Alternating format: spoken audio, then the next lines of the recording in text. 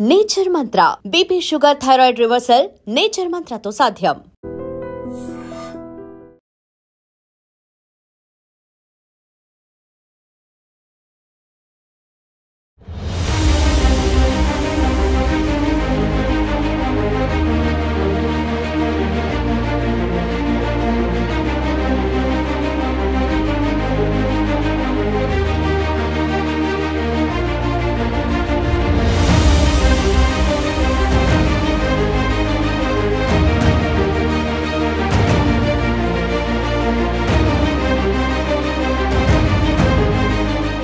Welcome to iDream.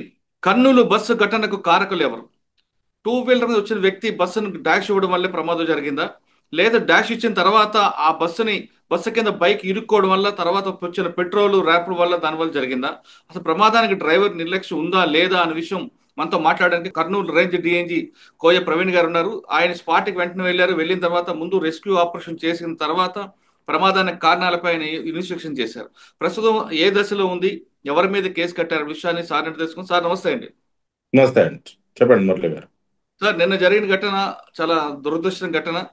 అటువంటి ఘటనలు ఇకపై జరగకుండా మనం అందరూ కోరుకుందాం. కానీ నిన్న మీకు ఎన్ని గంటల కాల్ వచ్చింది? మీరు వెళ్ళేసరికి ఆ సీన్ ఎలా ఉందండి? యాక్సిడెంట్ సుమారు 3 గంటల సమయంలో జరిగింది.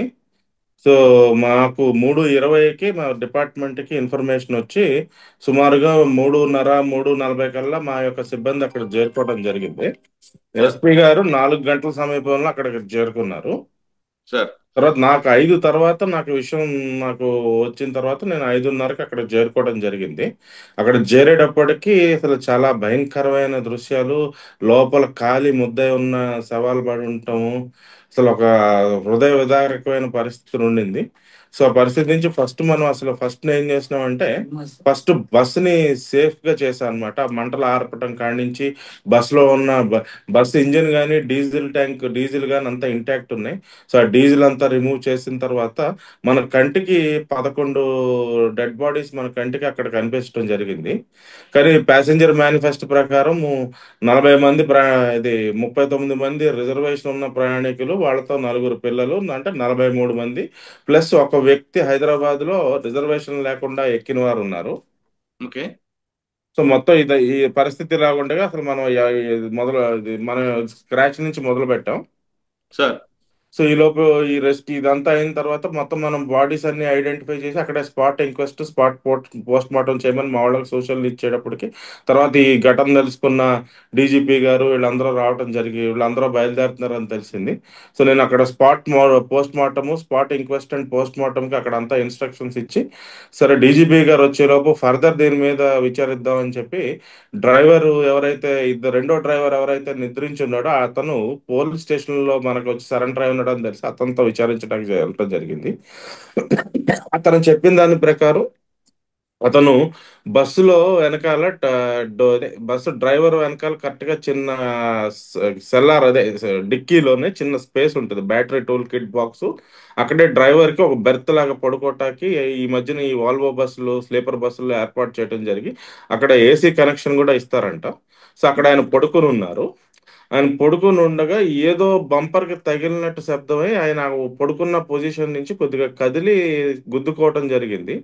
ఏదో తగిలి ఉంటుందిలే అని అనుకున్నాడు. తర్వాత డ్రైవర్ సడన్ బ్రేక్ వేయటం అతనికి తెలిసిన తర్వాత డ్రైవర్ వచ్చి అతను లేపడం జరిగింది. మామూలుగా వాడు చెప్పిన దాని ప్రకారం అతను ఎడం వైపు నుంచి బస్సు లెఫ్ట్ సైడ్ నుంచి దానిలోకి వెళ్ళి పడుకున్నాయని చెప్పారు. జనరల్ గా రైట్ సైడ్ అదర్ వెహికల్స్ వెళ్తాయి కాబట్టి మేము లెఫ్ట్ సైడ్ ఎక్కువ యూజ్ చేస్తాం డిక్కీలు అని చెప్పారు. కానీ డ్రైవర్ రైట్ సైడ్ నుంచి వచ్చి దిగడమే అతను చాలా పానిక్ గా గుండెలు బాధేసుకుని ఏడ్చేస్తా గాబరా పడిపోతూ బండి వెళ్ళిపోయింది, మంట వచ్చేస్తుంది అన్నాడు. అతను డ్రైవర్ సీట్ దగ్గర డ్రైవర్ పక్కన ఉన్న విండో జరిపి చూస్తే లోపల ఈ మెయిన్ డోర్ దగ్గర విపరీతమైన మంటలు ఉన్నాయి. అతను డ్రైవర్ సీట్ పక్కనున్న గ్లాసెస్ జరిపి లోపలికి చూస్తే అక్కడ కొంతమంది ప్యాసింజర్స్ వచ్చి ఉన్నారు. ఈ మెయిన్ ఎంట్రన్స్ డోర్ ఏదైతే ఉంటుందో అక్కడ విపరీతమైన మంటలు వచ్చి వాళ్ళు డోర్ తీయండి అంటున్నాడు. కానీ ఆ డోర్ తీసే రైట్ సైడ్ డోర్ ఏమో దానికి ఆ బస్ కి పని చేయట్లేదంట సంవత్సరం కాలంగా. లెఫ్ట్ సైడ్ డోర్ వద్ద మంటలు ఉన్నాయని చెప్పి ఇంక వీళ్ళు ఇక్కడ దిగటాకు లేదు, చాలా మంది చనిపోతారనేది ఒక అంచనాకు వచ్చి ఆ రెండో డ్రైవర్ ఎవరైతే ఉన్నారో ఆ డిక్కీలో నుంచి జాకీ రాడ్ తీసి ఫస్ట్ ఎమర్జెన్సీ డోర్ పగలగొట్టి తీయటానికి 4 నిమిషాలు ప్రయత్నించాడు. ఈ ప్రయత్నిస్తున్న సమయంలో ఆ ఎమర్జెన్సీ డోర్ సరిగ్గా రాలేదు, జామ్ అయిపోవటం వల్ల కానీ ఎందువల్ల కానీ రాలేదు. సార్ ఇక్కడ రాలేకపోయి డ్రైవర్ పక్కన డోర్ ఉంటుంది కదండి, ఆ డోర్ కూడా ఆ ఓపెన్ డోర్ అవ్వలేదా? పని చేయట్లేదంట నా బస్కి. అయ్యో. సంవత్సరం కాలంగా పని చేయట్లేదంట. అంటే రెండో డ్రైవర్ సంవత్సరం సంవత్సరం అయింది ఆ బస్. పాసెంజర్కి వెళ్ళే డోర్ అండి? అది పనిచేసింది, దానిలో నుంచే మెయిన్ డ్రైవర్ దిగినాడు. ఓహో. అక్కడ అంటే విపరీతమైన డ్రైవర్ కున్న రైట్ సైడ్ డోర్ పని చేయట్లేదు 1 ఇయర్ ఆ, నుంచి. పని చేయట్లేదు. So okay. లెఫ్ట్ సైడ్ అప్పటికే ఆ మంటల్లో నుంచి అతను దిగి వచ్చి ఇతను లేపడం జరిగింది. ప్యాసింజర్లు ఎవరో దిగే పరిస్థితి లేదని ఎమర్జెన్సీ డోర్ తీయటానికి 4 నిమిషాలు ప్రయత్నించేటప్పటికి సడన్ గా ఒక పెద్ద శబ్దం వచ్చిందంట. అతను అనుకోవటం, అతని మాటల్లో టైర్ ఏమన్నా బర్స్ట్ అయిందని అనుకున్నా అంట. ఇంకా ఏదో ఈ మంటలే పెరిగిపోతున్నట్టు అనిపించి ఇంకా ఇక లాభం లేదు, చాలా మంది చనిపోయేటట్టున్నారని చెప్పి వెంటనే అద్దాలు పగలగొట్టడం స్టార్ట్ చేశాడు. ఒక అద్దం పగలగొట్టేటప్పటికి అందులో నుంచి ఒక పిల్లోడిని, 2 పిల్లల్ని ఇవ్వడం జరిగింది. ఆ 2 పిల్లల్ని భార్యాభర్తలు అతను దించిన తర్వాత మళ్ళీ అటువైపు చూస్తే మంటలు సగం కన్నా ఎక్కువ వ్యాపించడం చూసి ఇంక వెనక పక్కకి ముందోళ్ళ ఇంకెవరో బ్రతకరాని అంచనాకు వచ్చి వెనక పక్కకి వెళ్ళేటప్పటికి మొదటి డ్రైవర్ ఎవరైతే ఉన్నారో అతను వెనక పక్క అద్దాలు అప్పటికే పగలగొట్టేసి ఉన్నాడు. సో ఇతను ఆ వెనక పక్క నుంచి కొంచెం హైట్ ఎక్కువ ఉంటది అనమాట. వాళ్ళని దించడానికి సహకరిస్తుండగా మొదటి డ్రైవర్ పానిక్ అయిపోయి ఎటు వెళ్ళిపోయాడో ఆయనకు తెలియదు. సో ఆ జనం దిగుతున్న క్రమంలోనే ఈ గస్ట్ వేవ్ లాగా వెనక పక్క నుంచి మంటలో పొగ బయటికి ఒక వేవ్ లాగా వచ్చింది. ఇంకా అయిపోయింది, ఇంకేమీ లేదు, ఉన్న వాళ్ళందరూ చనిపోయారని ఇంకా అంచనాకు వచ్చి ఆ డ్రైవర్ మనకు అక్కడి నుంచి వచ్చేసి పోలీస్ స్టేషన్ లో సరెండర్ అయినారు. తర్వాత డీజీపీ గారు, తర్వాత హోమ్ మినిస్టర్ గారు వీళ్ళందరూ వచ్చి ఆ సైట్ కి విజిట్ చేసాం. సైట్ విజిట్ చేస్తుండే అక్కడ వాళ్ళు అంచనాకేస్తే ఆ లోపల బ్యాటరీస్ ఏవైతే టూల్ కిట్ బ్యాటరీస్ ఏవైతే ఉంటాయో 2 బ్యాటరీలు ఉంటాయి ప్రతి బస్ కి, 12 kV బ్యాటరీస్. ఆ బ్యాటరీలు బ్లాస్ట్ అయి ఉన్నాయి. అలాగే అనేక మొబైల్ ఫోన్లు బ్యాటరీలు అక్కడ అందులో పడున్నాయి అనమాట. బ్లాస్ట్ అయ్యే మొబైల్ ఫోన్లు అన్ని బ్లాస్ట్ అయినట్టు బ్యాటరీ బ్లాస్ట్ కనిపించింది. సరే ఈలోపు మొదటి డ్రైవర్ కూడా పోలీస్ స్టేషన్ కి వచ్చాడని తెలిసింది. అతను వెళ్ళి విచారిస్తే అతని వర్షన్ ప్రకారం ఇది బైక్ ఈ బైక్ యాక్సిడెంట్ ఎలా జరిగిందో నాకు తెలియదు, మేమైతే గుద్దలేదు, బైక్ రోడ్డు మీద పడుంది, వర్షం పడుతుంది, విజిబిలిటీ తక్కువ ఉంది, నేను సడన్ గా బైక్ చూసి బైక్ నా బండి కిందకు వస్తుందని చూసి బ్రేక్ కొట్టి బండి లెఫ్ట్ తీసి ఒక ఒక 10 గజాలు రివర్స్ చేశాను. చేసి నేను డోర్ తీసేటప్పటికే మంటలు స్టార్ట్ అయినాయి. మంటల్లో నుంచి నేను దిగెళ్ళి రెండో డ్రైవర్ని లేపాను. లేపే లోపలికి మంటలు పెరిగిపోయినాయి. ఇతను ఇక్కడ ఈ డోర్లు పగల కొడుతుండగా నేను ఇంకో రాడ్ తీసుకెళ్లి వెనకాల డోర్లు పగల కొట్టాను. ఆ మంటలు చూసి నాకు భయభ్రాంతులకు గురి నేను అక్కడి నుంచి వెళ్ళిపోయానని చెప్పాడు. సో ఇది తర్వాత మనకి రాత్రి సీసీటీవీ ఫుటేజ్ వచ్చినాయి, బైకర్ సీసీటీవీ ఫుటేజ్ వచ్చి యాక్చువల్లీ బైక్ మీద ఇద్దరు ప్రయాణిస్తున్నారు. ఓ. సో రెండో వ్యక్తిని మనం రాత్రి విచారిస్తే వాళ్ళు అక్కడి నుంచి ఏది ఏరియా వాళ్ళిద్దరూ ఫ్రెండ్స్ అంట. ఈ అబ్బాయి హైదరాబాద్ లో జిహెచ్ఎంసిలో ఇది ఇదే స్క్రాప్ వింగ్ లో పనిచేస్తాడు, చెత్త రిమూవ్ చేసే దానిలో పనిచేస్తాడంట. ఉమ్. సో ఇద్దరు కలిసి కూర్చుని నైట్ భోజనం చేసి కొంచెం లైట్ గా ఆల్కహాల్ కూడా సేవించి ఈ అబ్బాయికి వాళ్ళ నేటివ్ ప్లేస్ వచ్చి తుగ్గలి, పత్తికొండ దగ్గర తుగ్గలి. So sir. అయితే తుగ్గలు వెళ్దామని బయలుదేరితే నేను దించుతానని చెప్పి ఇద్దరు కలిసి బయలుదేరారు. సో అక్కడ ఉమ్. బైక్ స్కిడ్ అయ్యి ఈ ఉమ్. వెనకాల ఉన్న వ్యక్తి వచ్చి డివైడర్ మీద ఉన్న గడ్డి మీద పడ్డాడు. డ్రైవింగ్ సీట్ లో ఉన్నవాడు వచ్చి వెళ్ళి డివైడర్ గుద్దుకుని శ్రోతంపై పడిపోయి ఉన్నాడు, చనిపోయాడు స్పాట్ లో. ఓకే. సో ఇతను లెగిసి ఫస్ట్ ఆ vehicles night time heavy traffic ఉండటం వల్ల బాడీని నజ్జునజ్జు చేసేస్తాయని చెప్పి డెడ్ బాడీని పక్క రోడ్ సైడ్ కి తీసుకొచ్చాడు. ఉమ్. తీసుకొచ్చి బైక్ ని కూడా అక్కడి నుంచి తీద్దాం, ఏమైనా ప్రమాదం జరగవచ్చు అనే లోపు ఈ బస్ కిందకి ఈ బైక్ వెళ్ళిపోయి వెంటనే మంటలు వచ్చాయనేది అతను నిర్ధారించాడు అనమాట.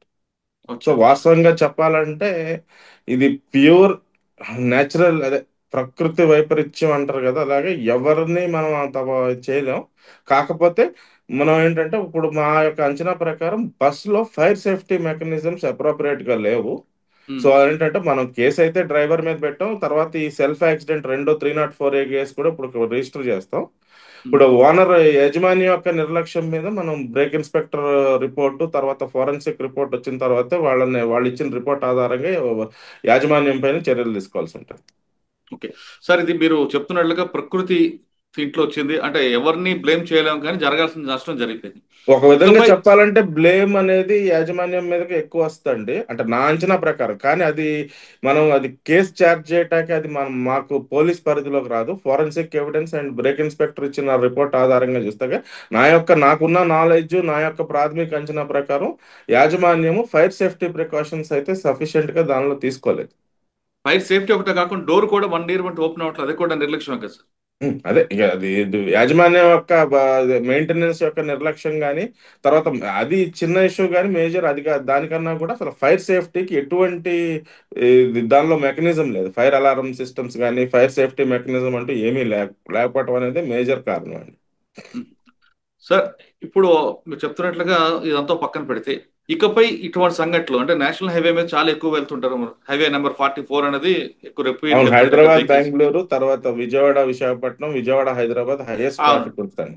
అదే విజయవాడ ఇక్కడ హైదరాబాద్, హైదరాబాద్ బెంగళూరు హైయెస్ట్ ట్రాఫిక్ మన ఉమ్మడి ఆంధ్రప్రదేశ్ రాష్ట్రంలో. అవునండి.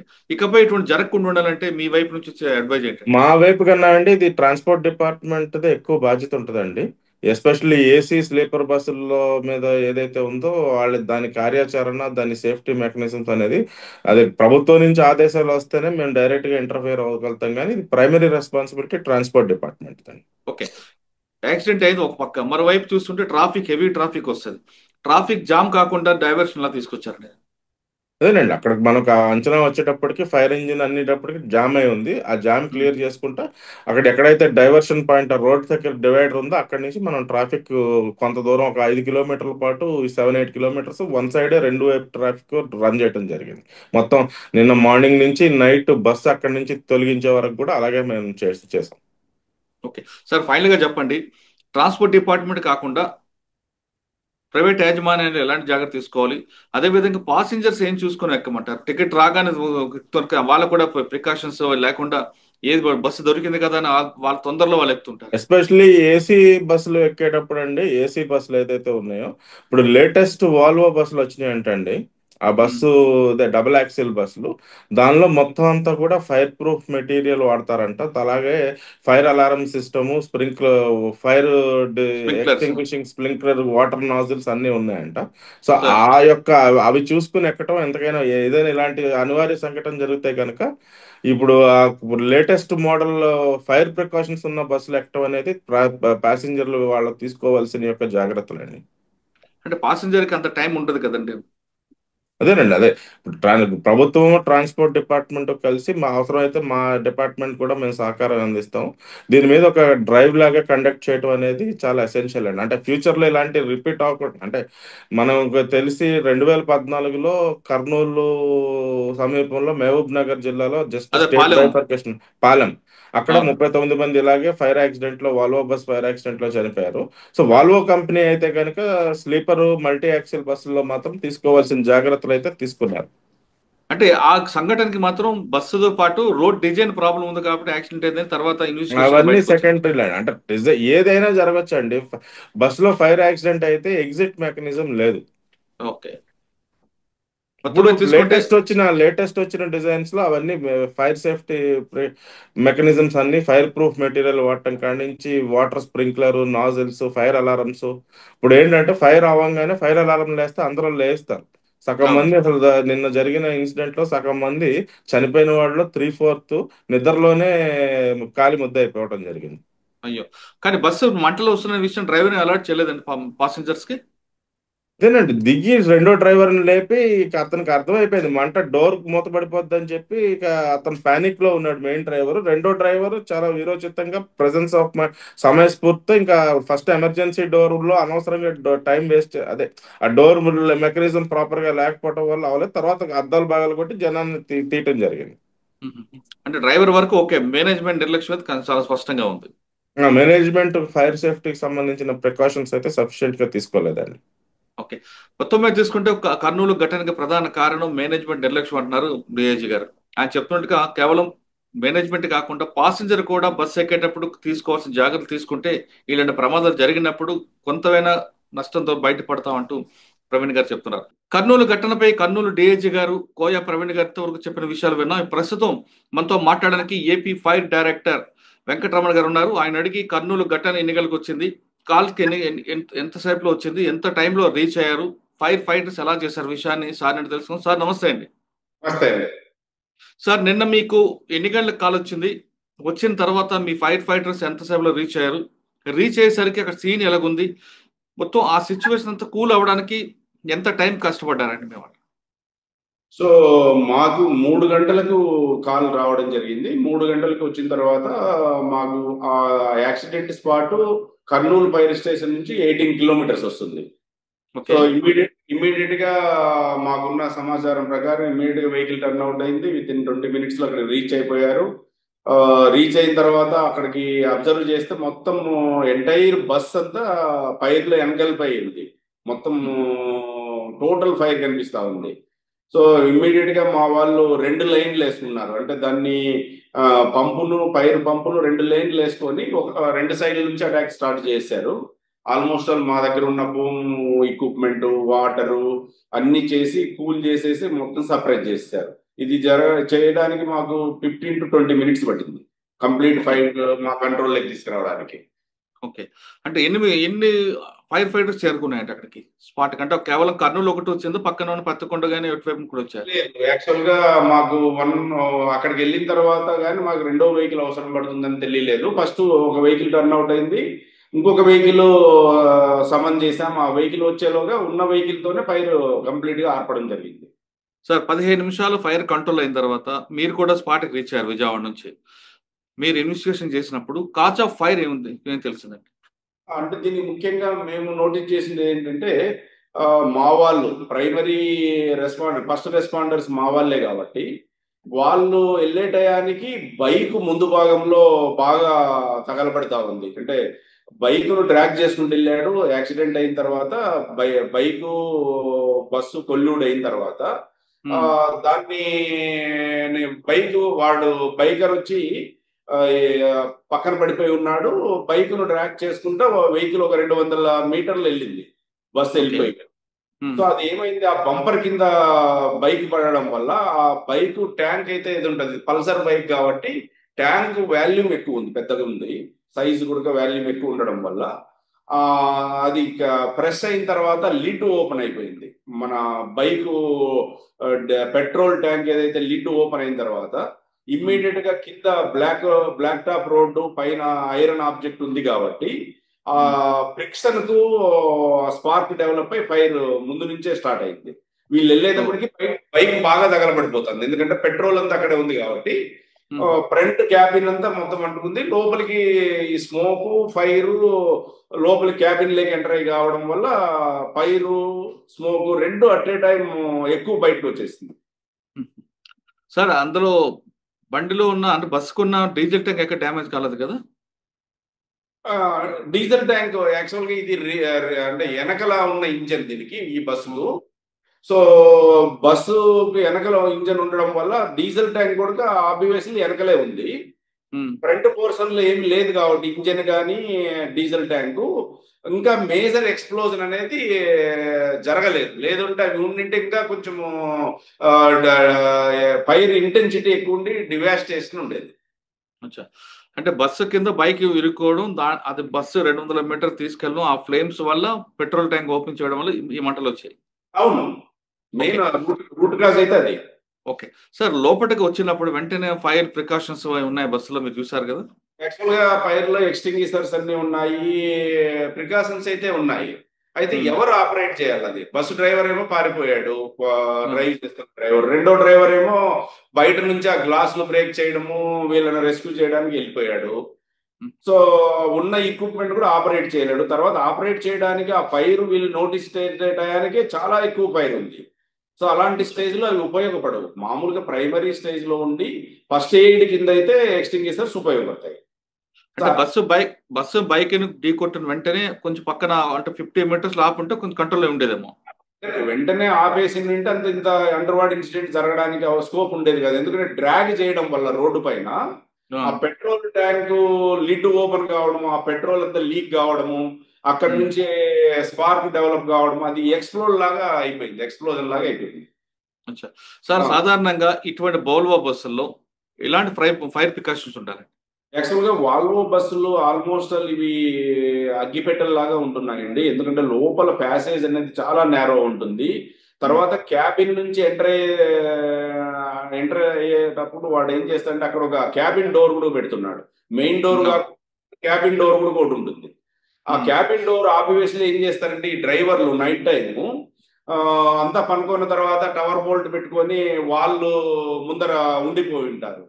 ఒక్కొక్కసారి మనం డోర్ నాక్ చేసినా కానీ చాలా సేపు కానీ ఓపెన్ చేయరు వాళ్ళు. సో ఇలాంటి ప్రాబ్లం ఉంది అక్కడ. అది వాళ్ళు చాలా మంది అక్కడ విట్నెస్ చెప్తుండేది ఏంటంటే మాకు ఫ్రంట్ డోర్ ఓపెన్ కాలేదు, క్యాబిన్ డోర్ ఓపెన్ కాకపోవడం వల్ల మేము ఎస్కేప్ కావడానికి లేదు. సో దీనికి సెకండ్ ఎగ్జిట్ ఉండదు బస్కు. సో ఓన్లీ ఒకటే ఎగ్జిట్ ఉంటుంది. దానివల్ల ఏంటంటే వీళ్ళు ఎటు పోలేని పొజిషన్. తర్వాత ఎమర్జెన్సీ ఎగ్జిట్ ఒకటి పెట్టారు. ఆ ఎమర్జెన్సీ ఎగ్జిట్ కూడా ఆ టైంలో ఓపెన్ కాలేదు. ఓకే. దానివల్ల వాళ్ళు ఎటు పోలేని పొజిషన్ లో గ్లాసులు పగలగొట్టుకొని దూకిపోయారు చాలా మంది. అంటే దూకిపోయారంటే వాళ్ళు కొంతమంది యంగ్స్టర్స్ స్ట్రాంగ్ గా ఉన్న వాళ్ళు దూకిపోయారు. కొంత ఏజ్డ్ ఉన్న వాళ్ళు, లేడీస్, ఇలాంటి వాళ్ళు అప్పర్ బ్రెత్లో ఉన్న వాళ్ళు కిందికి దిగి వాళ్ళు రాలేని పొజిషన్ లో అలానే కాలిపోయారు. అయ్యో సార్, ఇప్పుడు మీరు బస్ చూసారు కాబట్టి ఆ పాసేజ్ వే తక్కువ ఉంది అంటున్నారు. పైన పడుకుంటే ఏమైనా ఎమర్జెన్సీ వస్తే దిగి పారిపోవడానికి, ఎస్కేప్ అవడానికి కూడా బాగా టైట్ ఉంది అంటున్నారు కదా, దీన్ని ఏమైనా చేంజ్ చేయొచ్చు? సో ఏంటంటే చాలా కంజెస్టెడ్. ఇప్పుడు రెండు అప్పర్ బెర్తుల నుంచి దిగాలంటే ల్యాడర్లు వేసుకొని ఇద్దరు కూడా అక్కడ అకామిడేట్ అలాంటి నేరోగా ఉంటుంది బస్సు. మామూలుగా బెర్తుల బస్సు చూస్తే చాలా నేరోగా ఉంటాయి. అలాంటప్పుడు అట్ ఏ టైం అప్పర్ బెర్తుల్లో ఉన్న వాళ్ళు దిగి లోయర్ బెర్తుల్లో ఉన్న వాళ్ళు లేచిపోయేటప్పటికి టోటల్ కంజెస్టెడ్ అయిపోయింది. ఎక్కడ మూవ్ కావడానికి అవకాశం లేదు. వాళ్ళు చెప్తున్నారు కొంతమంది అలా ప్రాక్కుంటూ వెళ్ళిపోయి ఆ బెర్తుల్లో నుంచి అలా జారిపోయి ఆ గ్లాసులు పగలగొట్టుకొని దూకేసామండి, అసలు మాకు లోపల మూమెంట్ కూడా ప్రాబ్లం అయిందని చెప్తున్నారు. సార్ మీరు మొత్తం బాడీ అంతా చూసారు కాబట్టి మంటల వల్ల చనిపోయిన వారు ఉన్నారా, లేదంటే పొగ పీల్చి చనిపోయిన వారు ఎక్కువ ఉన్నారా? ఫస్ట్ అసలు ఆ ముందర క్యాబిన్ లో ఉన్న ఏదైతే సీట్లు అంటుకున్నాయో ఇది ఏంటంటే చాలా ఫోమ్ ఉంటుంది అక్కడ, సింథటిక్ ఫోమ్ తో చేసింది అంటారు ఆ సీట్లు కానీ అవన్నీ, ఆ హోజలరీ కానీ అవన్నీ. దానివల్ల ఏంటంటే డెన్స్ స్మోక్ వస్తుంది. డెన్స్ స్మోక్ ఒకటి, ఆ స్మోక్ లో కూడా కార్బన్ మొనాక్సైడ్, సల్ఫర్ లాంటివి చాలా పాయిజనస్ గ్యాసెస్ అవి.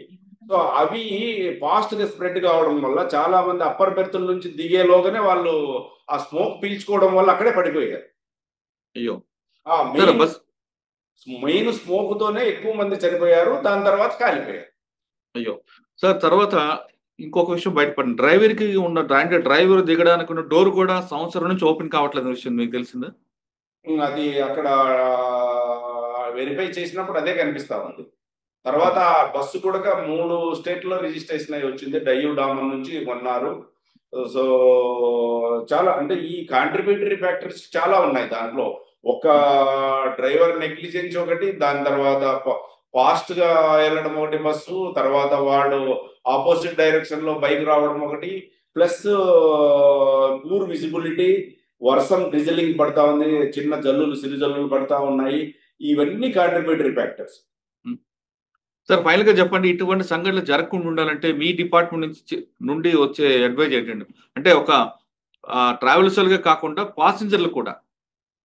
దీంట్లో ఏంటంటే ముఖ్యంగా ఫస్ట్ ఇలాంటి లగ్జరీ బస్సెస్ లో, అంటే ఈ బెర్తులు ఉన్న బస్సుల్లో కానీ స్లీపర్ కోచెస్ లో సాధ్యమైనంత వరకు అక్కడ ఉన్న మెటీరియల్ ఫైర్ రిటార్డెంట్ మెటీరియల్ తో తయారు చేసిన సీట్లు కానీ బెర్తులు కానీ ఉంటే చాలా వరకు ఫైర్ని అవాయిడ్ చేయొచ్చు. ఇప్పుడు కొత్తగా వచ్చిన వోల్వో బస్సులు ఉన్నాయి కదండి, అవి లేదు, చాలా వరకు మనకు చెప్తున్నారు కానీ ఆ సర్టిఫికేషన్ ఎక్కడ ఉండడం లేదు. మేమైతే ఆథరైజ్డ్ గా ఎక్కడ సర్టిఫై చేయడం లేదు. మాకు మా రూల్స్ ప్రకారం, రెగ్యులేషన్స్ ప్రకారం మేము ఎక్కడ ఇన్వాల్వ్ కావడం లేదు.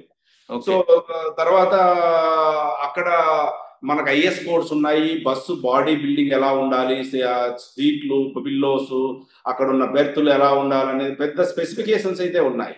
ఎవరైనా ఆ స్పెసిఫికేషన్స్ ను ఫాలో కావడం లేదు. ఎందుకంటే మనకు ఎంత తక్కువ రేట్లో మనకు బస్సు దొరుకుతుందనే ఆలోచన చేస్తున్నారు కానీ దానివల్ల ఈ అండర్ వాటర్ ఇన్సిడెంట్స్ ఒకటి. తర్వాత ప్యాసింజర్ దానిపైన ఏమాత్రం నాలెడ్జ్ ఉండదు. లోపల పోతాడు, బెర్తులు అనుకుంటున్నాడు కానీ ఎమర్జెన్సీ ఎగ్జిట్ ఎక్కడ ఉంది, ఈవెన్ సైనేజ్ బోర్డులు కూడా లేదు. ఇప్పుడు ఈ బస్సులో చూసినప్పుడు ఎగ్జిట్ సైనేజ్ బోర్డులు కూడా లేదు, ఎగ్జిట్ ఎక్కడ ఉందో కూడా తెలియదు. మెయిన్ రూట్ కాజ్ కాబట్టి. తర్వాత మనకు ఎప్పుడు సెకండ్ ఎగ్జిట్ అనేది ఖచ్చితంగా పెట్టుకుంటేనే ఇలాంటి కేసెస్ లో మనం సర్వైవ్ కావడానికి అవకాశం ఉంటుంది. ఎమర్జెన్సీ ఎగ్జిట్ పెడుతున్నాడు కానీ అలా కాకుండా సెకండ్ ఎగ్జిట్ మస్ట్ పెట్టగలిగితే అంటే బ్యాక్ సైడ్ ఎక్కడో బ్యాక్ సైడ్ కానీ ఫ్రంట్ సైడ్ ఒకటి ఉంటుంది, బ్యాక్ సైడ్ ఒకటి ఉంటుంది. మనకు ఆర్టీసీ బస్సులు ఉన్నాయి, ఆర్టీసీ బస్సు ఫ్రంట్ ఉంటుంది, బ్యాక్ ఉంటుంది. అలాగా ఉండగలిగితే ఎస్కేప్ కావడానికి ఈజీగా ఉంటుంది. అది ఉండటం లేదు సార్. ఈ బస్సు యాక్చువల్గా ఓల్వాది కాదు, తర్వాత ఆల్టరేషన్ చేశారు. 3 స్టేట్లో రిజిస్ట్రేషన్ అయిన బస్సు ఇది. ఇందులో ఏమైనా ప్రమాదాలు జరిగితే ఇన్సూరెన్స్ రావంటారు, వాస్తవం అంటారు? యాక్చువల్ గా ఇన్సూరెన్స్ చేశారు కానీ వాళ్ళు చేసిన రేట్ ఆఫ్ ఇన్సూరెన్స్ చాలా తక్కువ వస్తుంది. వీళ్ళు చేసిన అంటే పాలసీ, దాంట్లో డిఫరెంట్ పాలసీస్ ఉంటాయి. వీళ్ళు సెలెక్ట్ చేసుకున్న గ్రూప్ పాలసీలో చాలా తక్కువ అమౌంట్ కవర్ అవుతుందని చెప్తున్నారు. అది ఇన్సూరెన్స్ అథారిటీస్ దాన్ని కన్ఫర్మ్ చేయాల్సి. ఓకే సార్, ఫైనల్ గా చెప్పండి, పాసెంజర్ ఎలాంటి ప్రికాషన్ తీసుకోవాలి? ప్యాసింజరు మనం బస్సు ఎక్కే ముందే ఎలాంటి సేఫ్టీ ఉన్నాయి దాంట్లోనూ, మనం ఎలా ఎస్కేప్ కావచ్చు ఒకవేళ ఏదైనా ఇన్సిడెంట్ జరిగితే, ఈ బస్సుకు సేఫ్టీ సర్టిఫికెట్ ఇలాంటిది ఉందా, ఇవన్నీ వెరిఫై చేసుకోవాల్సి ఉంటుంది. కానీ మనం ఈ జనజీవన స్రవంతిలో మనము ఇంత పాపులేషన్ ఉన్న కంట్రీలో మనకు అడావుడిగా బస్ టికెట్ బుక్ చేసుకోవడం, ఆన్లైన్ లో పోయి ఎక్కేయడము ఇలాంటివి జరుగుతున్నాయి. కాబట్టి ప్యాసింజర్ కేర్ తీసుకోవడం అనేది మనలాంటి కంట్రీస్ లో చాలా కష్టము. దాని బదులు డ్రైవర్స్, తర్వాత మేనేజ్మెంట్, మేము అథారిటీస్ గా మేము దాన్ని స్ట్రిక్ట్ ఎన్ఫోర్స్ చేసి ఏదన్నా చేయగలిగితే ఇలాంటివి అవాయిడ్ చేయడానికి అవకాశం ఉంటుంది. ఓకే, ఇలాంటి సంఘటన లేకపోతే జరగకుండా ఉండాలంటే మేనేజ్మెంట్ తో పాటు డ్రైవర్లు కూడా కేర్ఫుల్గా ఉండాలి. వాటితో పాటు పాసెంజర్ కూడా తన వంతు బాధ్యత నిర్వహించాలంటున్నారు ఫైర్ డైరెక్టర్ వెంకటరమణ గారు. అంటే బస్సు దొరికింది కదా అని ఎక్కుపోవడం కాకుండా ఆ బస్సుకి ప్రికాషన్స్ ఉన్నాయా లేవో, లేదు టికెట్ తక్కువ ధరకు వస్తుందని మనం కొంచెం కక్కుర్తి పడితే ఇలాంటి విషయాలు జరుగుతాయంటూ వెంకటరమణ గారు చెప్తున్నారు. ఇది కర్నూలు ఘటనపై వెంకటరమణ గారితో పాటు కర్నూలు రేంజ్ డిఐజీ కోయ ప్రవీణ్ గారితో ఇష్యూ ఇంటర్వ్యూ ఇది. మరో వచ్చే విషయంలో మళ్ళీ కలుద్దాం. అంతవరకు నమస్తే. Thank you very much sir. And for more videos, please subscribe to iDream. Please subscribe to iDream. Please subscribe iDream. And please subscribe to iDream. For more videos, subscribe to iDream. please like, share and subscribe to the channel. Congratulations, iDream. Subscribe to iDream. Subscribe to iDream. So subscribe to iDream Media. iDream ki iDream team andarki huge congratulations. Please subscribe iDream Media. Please subscribe to iDream. Subscribe iDream. Please subscribe to iDream. iDream అంటే నా కళల channel subscribe చేసుకున్న నోరు తిరుగుతలేదు, మీరైతే గంట గుర్తు కొట్టండి. For more such videos, please subscribe to iDream. Subscribe to iDream. Please subscribe to iDream. Please subscribe iDream Media. Please do subscribe to iDream. Please subscribe to iDream Media. For best entertainment and information, please subscribe iDream. And don't forget to subscribe to iDream.